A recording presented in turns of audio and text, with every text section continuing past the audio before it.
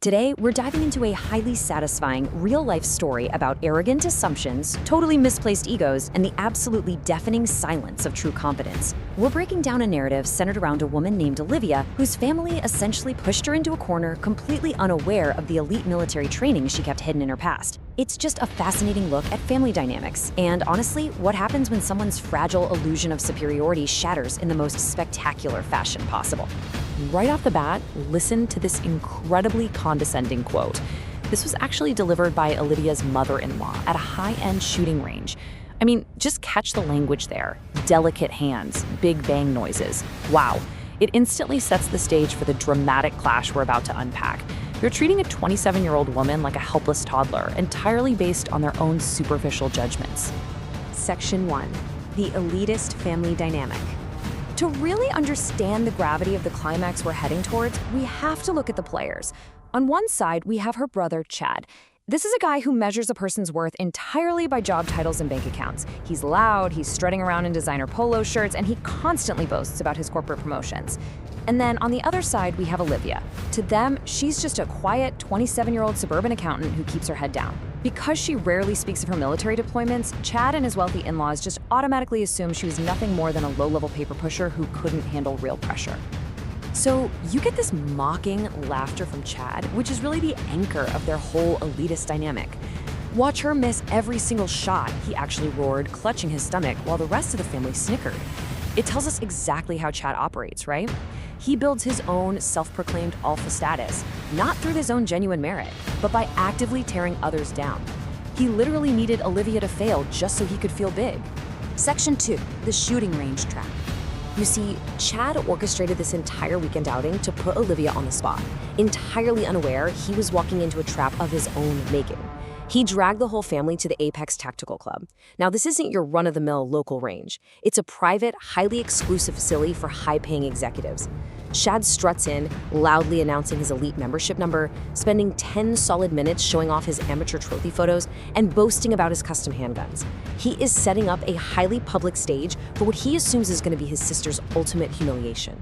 And to sweeten his own ego trip, Chad actually slaps a crisp $100 bill on the wooden divider between their firing lanes.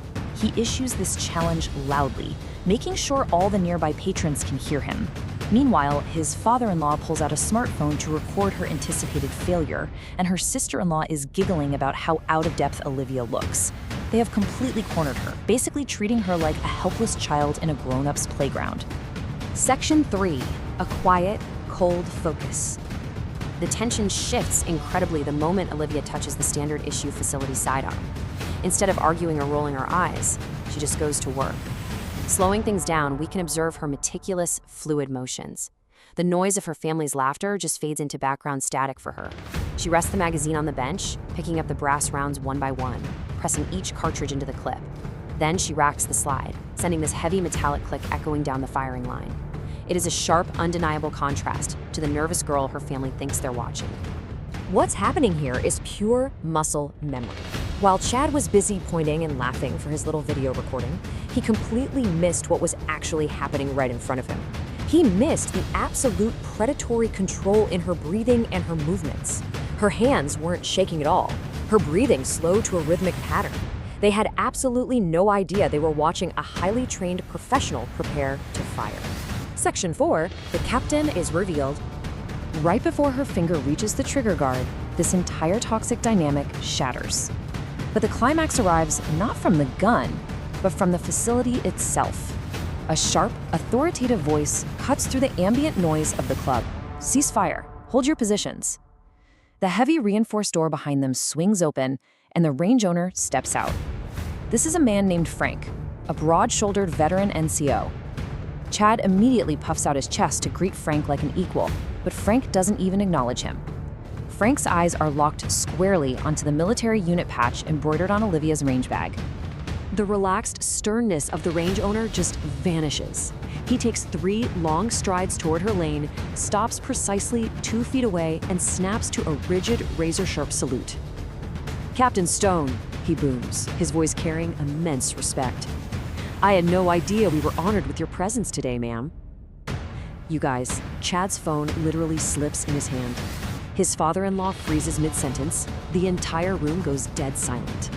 This is where the sheer scale of her hidden expertise is laid bare.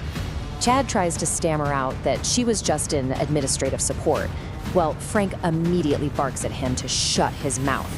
He turns to the stunned family to expose exactly who they'd been mocking. She wasn't an administrator.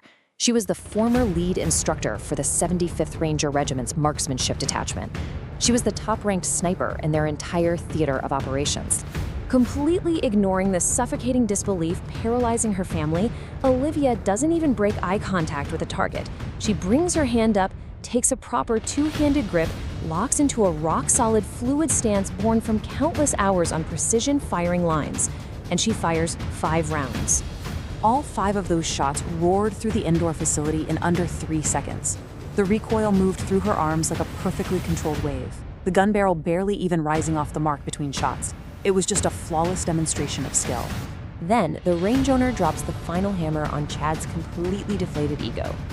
He turns to the terrified in-laws and tells them they are standing next to a soldier who logged over 300 confirmed long-range hits in active combat zones. He tells them if she wanted to, she could hit a coin from half a mile out in a crosswind, let alone a piece of paper at 25 yards. When the smoke clears, the digital observer screen overhead updates to confirm the unbelievable. There is just a single, ragged hole sitting dead center in the black bullseye. All 5 rounds had passed through the exact same tiny point. It was a clean grouping that proved her lethal precision beyond a shadow of a doubt. Section 5, the silent power of competence. So, how does someone react after proving all their bullies wrong in such spectacular fashion? Her family is panicking, the sister-in-law is frantically trying to delete the video, her mother-in-law is pathetically begging to buy her dinner, but instead of gloating or shouting, Olivia calmly clears her weapon, zips up her bag, and picks up Chad's $100 bill. "No thank you," she says softly, slipping the bill into her pocket. "I think you've paid quite enough for today."